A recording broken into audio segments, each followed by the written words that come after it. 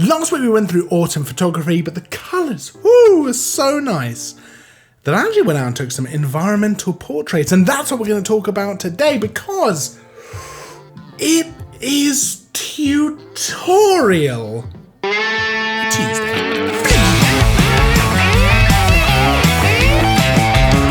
Welcome back to Tutorial Tuesday, where every single week, every single Tuesday, you get a brand new, fresh photography tutorial. Now this week, we're talking about environmental portraits. We're talking about 5 tips how to capture them, what they are, why they're so great. You know, I love shooting environmental portraits. It's kind of almost like lifestyle photography. So actually incorporating the environment into your portraits, getting a bit of context for it, maybe pulling back, getting a wider shot.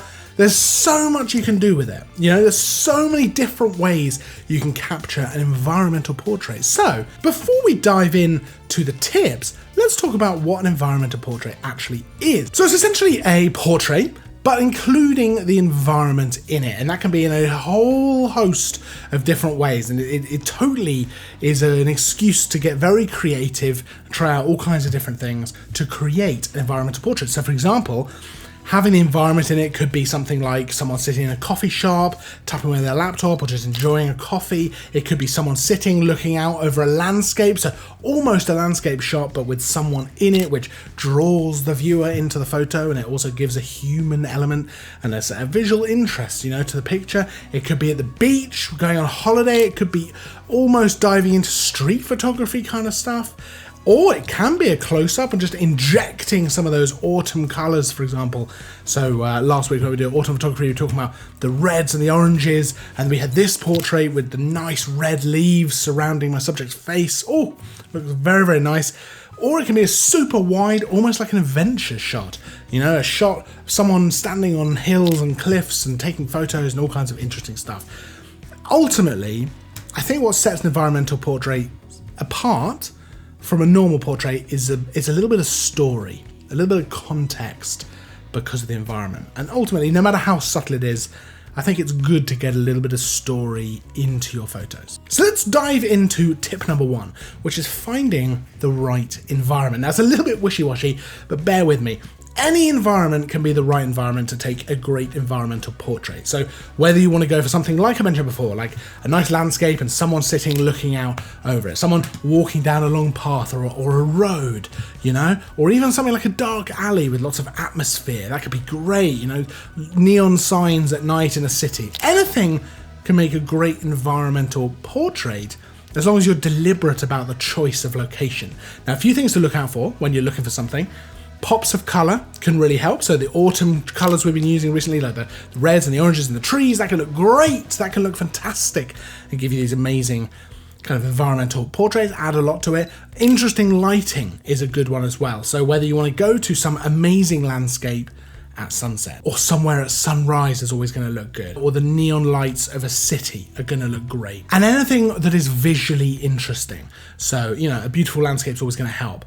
The colors within a coffee shop, if it's an interesting kind of independent coffee shop, that might look amazing. Anywhere can make a great spot for an environmental portrait. It's just about scouting that out and trying to look at it through, it's a bit cliche, but trying to look at it through the lens. Now, tip number 2 is all about shooting in the right light. And this is really probably the biggest one, and that probably goes for any type of photography. Light ultimately is going to determine the look of your photo, the quality of your photo, the atmosphere, the feeling, everything. Light is probably the most important thing to your photo. So shooting in the right light has got to be key. Now, what's the right light? Well, it depends.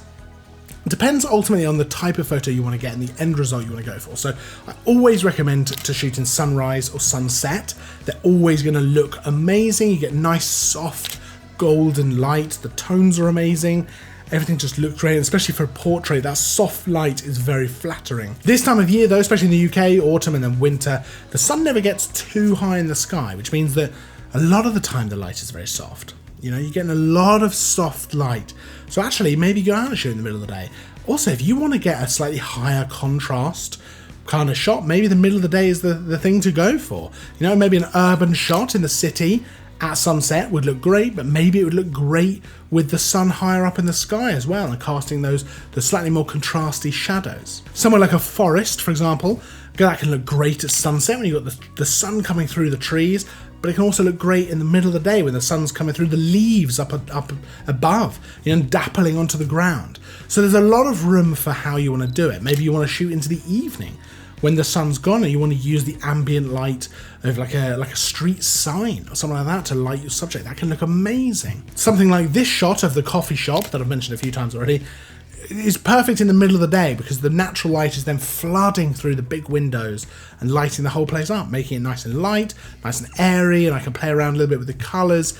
It looks really nice. So it's all about choosing the right light for the right situation. For me, if I'm going to do a landscape kind of shot, I'm probably going to go sunset.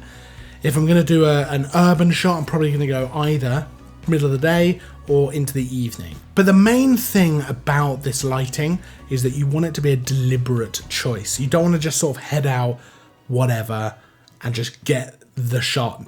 It doesn't matter about the lighting. You want it to be a deliberate choice of the time you choose to go, if it's natural light you're using, or how you're setting up your lights, how you position your subject.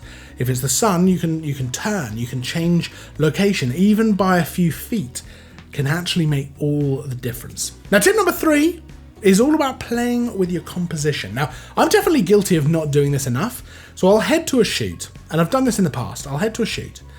Now, I've got an idea of the exact image that I've got in my mind. That's what I want to get, so I'm going to set everything up to get that exact image. I'm going to turn up at the right time for the right light, go to the exact spot. I know I want this exact image, set my model up in exactly the way I want her to pose and everything like that, and get the image. I'll spend all of my time doing that, when actually maybe I would have been better off having a little play. Sure, this little spot here with logs and stuff is great, but is there a spot even just 10 feet across that's just as nice or better or different?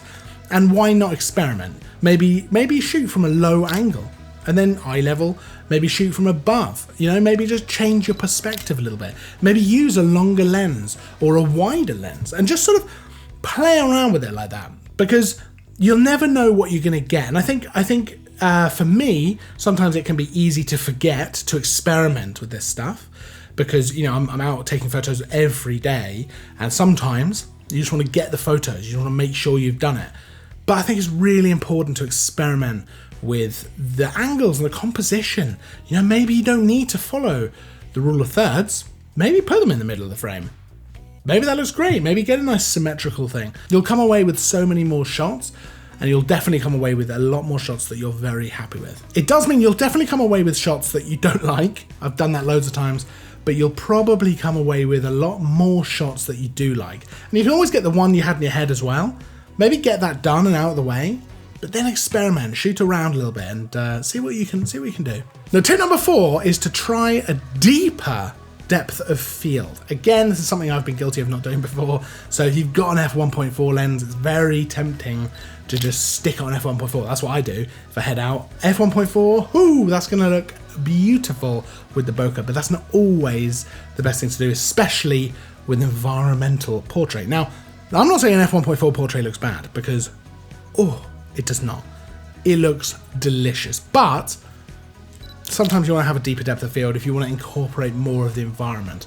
There's no point having that beautiful landscape that someone's looking out onto if it's completely blurred out. A bit of blur is no problem. A bit of bokeh is no problem. Even f2.8 can be better because it just allows a little more of that environment to push through. But I'll often go to f4, maybe stop down to f8 even, just to incorporate more of the scene. And sometimes, f11 or something like that, just to make sure you're getting a nice sharp image right across, including your subject, but including the atmosphere and the background as well. Now, tip number 5 is a little bit cliche, and we've mentioned it a few times, but it's to tell a story with your photo. Now, that is a little bit cliche, but I actually think it's really important, especially with an environmental portrait. So I mentioned at the beginning of the video that I think the thing that sets an environmental portrait apart from a normal portrait, the main thing is the kind of story element, the atmosphere and the context within the photo. That's what you're doing by including more of the environment. You're building a story and an atmosphere. And I think it's really important to be mindful of that when you're actually shooting these photos. So how do you include a story? Well, it can be super subtle. Someone just interacting with the environment is enough to give you a little bit of a story. So if it's at the beach, maybe playing with the waves, like I mentioned earlier, or just the hands in the sand, literally just looking out at landscape. For me, that's enough to kind of give a little bit of a story of this person just sitting there enjoying this incredible view. You know, having the coffee, a laptop in the coffee shop, that works great. Playing with autumn leaves, walking down a path, walking down a road, anything can just give a little bit of a story element, and that pushes your portrait just up a notch, where it just gives a little bit of feeling and emotion to your photo, which I think is so important with an environmental portrait. And honestly, for me, I think it just adds so much to a photo in general. It takes it from kind of a good photo to a great photo. Now, those are 5 tips for taking environmental portraits, but that's by no means all there is to say about the subject. So if you have any tips of your own, I'd love to hear them. If you pop them down in the comments, I always love reading your interesting tips about doing different things, and in this case, environmental portraiture. If you have any questions, of course, pop them down there as well. I'll put a full list of all the kit I use for the different photos in this down in the description, so you can check them out on our website as well. Make sure to give the video a like if you enjoyed it. Make sure to subscribe as well if you're new here, because there's stuff all the time. There's stuff all the time. I'll see you in the next video, and as always, thanks for watching.